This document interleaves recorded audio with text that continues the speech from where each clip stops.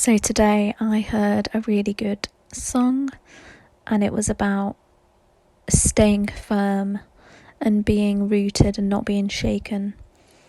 And the more I've kind of come to understand this spiritual truth, as I believe it's a truth when practiced in your own experience, the more I was thinking about metaphors and analogies.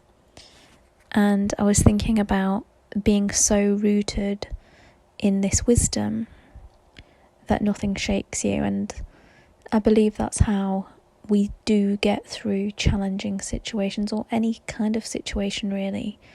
We root down and ground down into the truth of who we are. So when we're fully rooted and grounded into knowing our true nature,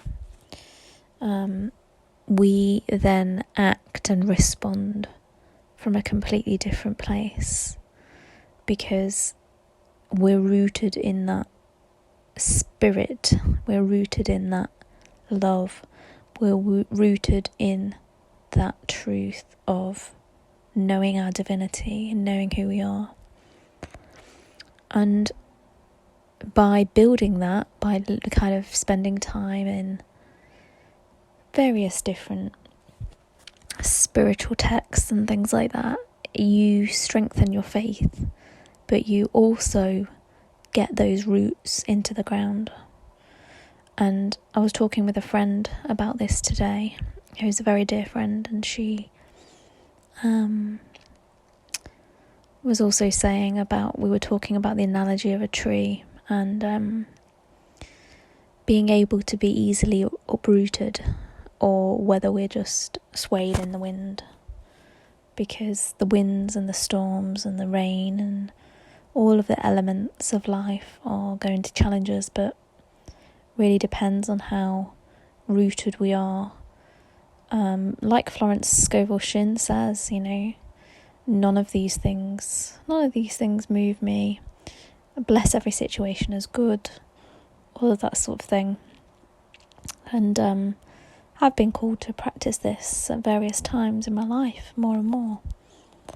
And when you seek for wisdom and building your spiritual strength, you realise that any situation is an opportunity to guide those roots deeper and to build that inner strength and spiritual strength.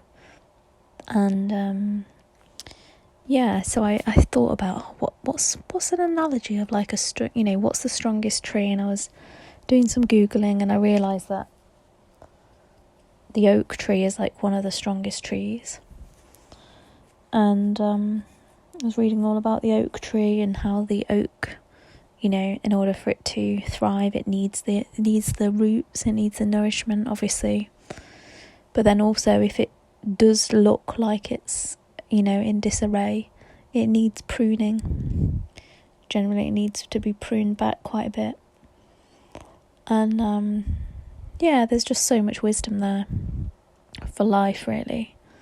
And when you think about these things, and you just know that we're not that dissimilar from a tree. We're not separate from nature.